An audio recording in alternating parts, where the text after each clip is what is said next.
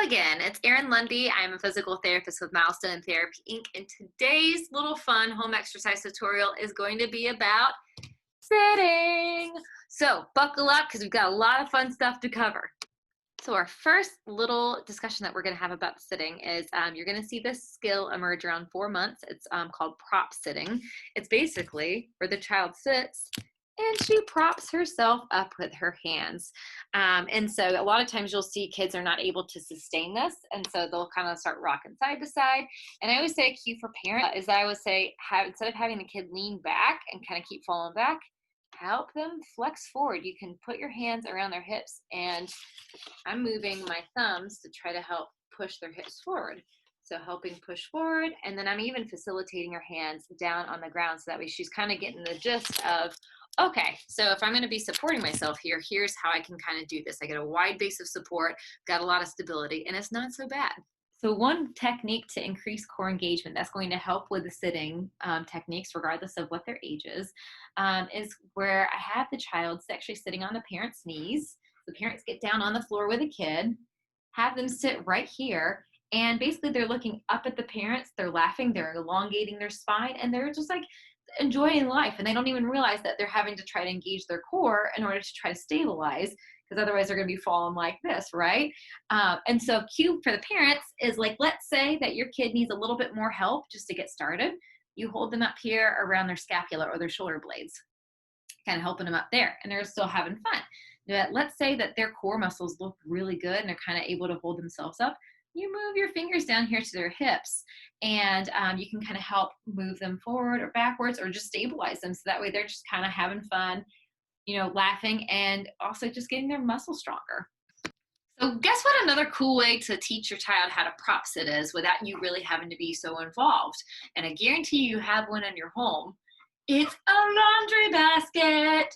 And it's really cool because what you're going to do, tilt this down away from our grassy knoll, is you're going to have your child positioned here in the corner of the basket. So that way, see how she's protected on both sides. So that way, if she starts to kind of tilt, that catches her. Because what we're really working on is this forward-backward motion with going forwards and backwards, because that's the one we're really focusing on.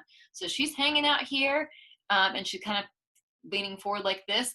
The tendency is going to be for her to try to lean back. So this is going to keep her supported and safe, and that is going to cue her to either stay here in the middle or go forward. So you see how that's really cool about trying to cue her to naturally correct the directions that you would like for her to go in. And also it's really fun. It's just something you can do differently.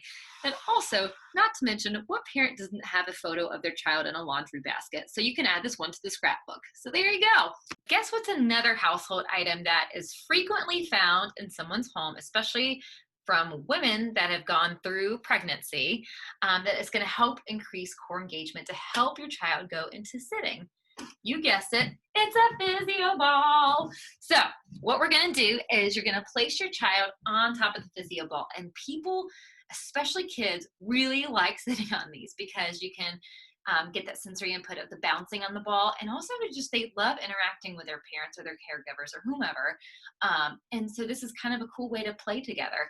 But what we're going to do is try to elicit those reactions that take place whenever you are shifted outside your base of support that prevent you from falling. And so if you are, for example, if you're leaning this way, you're going to try to say, oh, I need to engage this side of my core. And then you come right back into the center. So that's basically what we're doing with Miss Raggedy Ann. So you can shift her backwards. She's going to go, uh-oh, I don't like that. And she's going to lean forward. Guess what? She just basically did a sit-up. And then she's going to go back. And then she's going to go, uh-oh, I don't like that. And then she comes back. And you can go side to side going, wait, and then that way. So, and then also if they start to get fussy or start to get tired, you can just start doing some bouncing on the ball. It's all really great for the whole family to get engaged. And it's a great way to really see some fast results, because it's basically just like adults. Anytime you're doing like sit-ups like this stuff, it's going to definitely translate over. And the stronger the core muscles are, stronger the ability to sit, walk, crawl, all of it. So all around great activity. Speaking of core strengthening to help with sitting, what do you guys think is wrong with this picture? Well, I can tell you right now, I have a lot of parents that love to use the Bumbo because this is what they think it's for. However, it kind of does the opposite. In fact, physical therapists hate the Bumbo in general. So say no to Bumbo. That's like the phrase that I keep coming by. So what is going on with this kid right here? You see how he's sitting back? He's slouched. He's really not engaging his core strength. He's just relaxing. He's chilling in a lazy boy. So basically, this is what Raggedy Ann's doing. So this is not natural sitting. This is not good. If your goal is to increase core strength, this is not the tool for you. Also, guess what you need to progress to the next level of sitting is rotation. Do you think this kid looks like he's rotating at all? I didn't think so. However, I will say this does have a place. Like, let's say that you're trying to make dinner and you're trying to make sure your kid is not getting into everything and getting around, doing unsafe things. This is a great place to stick them because you're just like, hey, you hang out here for like 20 minutes while I make dinner. And guess what? We're not going to touch this thing the rest of the day. That's an okay spot. But that also brings up another piece of discussion too about why the Bumbo is not exactly the greatest for teaching sitting. Because guess what? See how he's so constricted? Even though he looks super happy and super adorable, he's not really moving around. He's not getting those natural movement patterns. His posture doesn't look great and he's not getting rotation. So say no to Bumbo. Well, now congratulations, because your child has officially mastered prop sitting like this, and now she's up like this with hands free. She's got rotation in her trunk. This usually emerges around 6 months, and that's usually when you're going to start seeing kids start to get a little bit more movement, a little bit more curiosity, and a little bit more strength. And so what she's going to be doing is she's going to be sitting up here.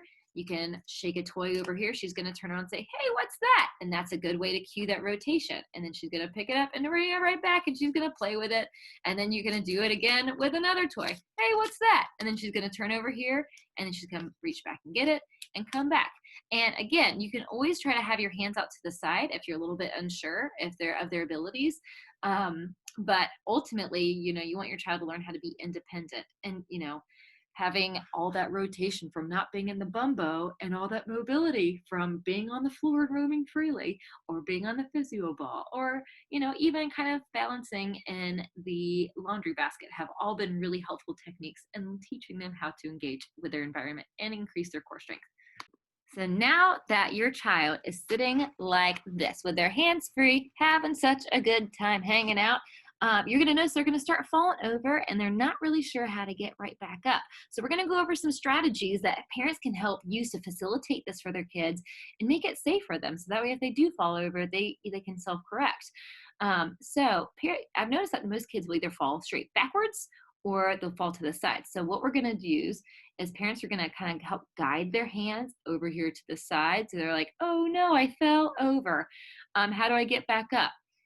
One good cue that I like to use is, again, through this hip. We're going to be pushing down through this hip joint and pulling right back up. See, isn't that so cool? Like, she doesn't even have muscles. And imagine what this would look like for a child that did have muscles, that they could help strategize how to get right back up in this position.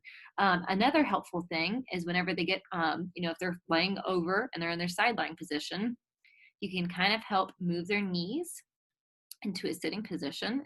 Again, kind of help them like learn how to kick that forward, come up on their elbow, and they can kind of try to push themselves back up. So, they're engaging this part of their abs that they've been strengthening this whole time.